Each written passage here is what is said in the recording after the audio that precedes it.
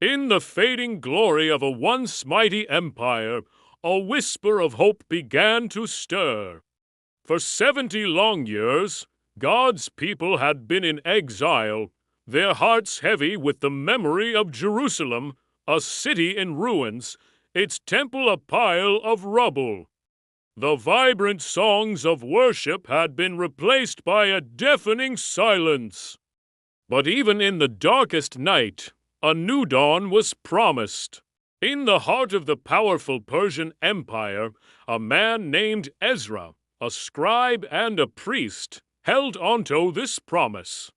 His life was dedicated to the law of the Lord, studying it, living it, and teaching it.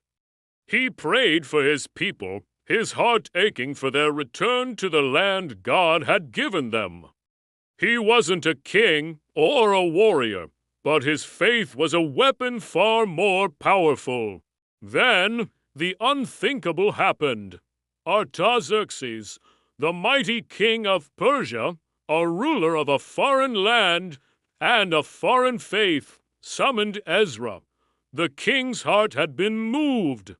He didn't just grant permission for the exiles to return. He commanded it. He offered gold, silver, and resources to rebuild the temple in Jerusalem, a house for the God of Israel. It was a stunning twist of fate, a miracle unfolding before their very eyes. God was working through the most unlikely of people. Ezra gathered the families.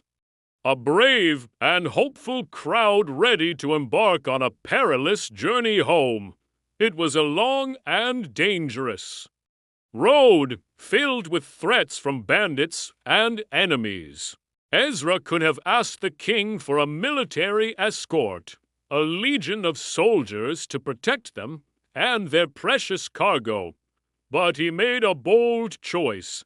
He declared a fast, calling on the people to humble themselves and pray. He chose to put his trust not in the power of an earthly king, but in the hand of his God. It was a profound act of faith, a public declaration that their safety and success depended on God alone. The journey was treacherous, every shadow a potential threat. Yet, they traveled on. Their prayers their shield, and their faith their guide. Miraculously, they arrived safely in Jerusalem. The hand of their God had protected them, just as Ezra had believed. But what they found was heartbreaking. The holy city was a shadow of its former self, and worse. The people who had remained had strayed from God's ways. They had intermarried with surrounding nations, adopting their customs and forgetting the laws that set them apart as God's chosen people. Ezra was devastated. Upon hearing this, he tore his clothes and fell to his knees, weeping and praying before the house of God. His grief was raw, his sorrow a powerful testament to his love for God and his people. His public display of mourning drew a large crowd.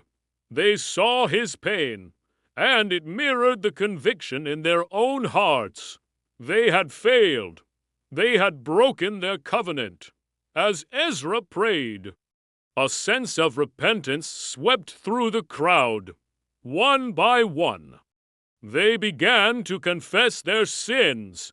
The people, moved by Ezra's passion and their own guilt, made a solemn vow. They would turn back to God. They would separate themselves from the foreign influences that had led them astray and renew their covenant with the Lord. Ezra stood before them, the law of God in his hands. For hours, he read the scriptures aloud, explaining the words, bringing clarity and understanding. The people listened, their hearts open. Men, women, and children stood for hours, weeping as they understood the depth of their disobedience, but also the depth of God's mercy. The tears of sorrow began to transform into tears of joy. A great revival was sweeping the land. The sound of worship, silent for so long, once again filled the air in Jerusalem. The temple was not just rebuilt with stones, but with repentant hearts. The city was not just restored with walls, but with a renewed spirit of devotion.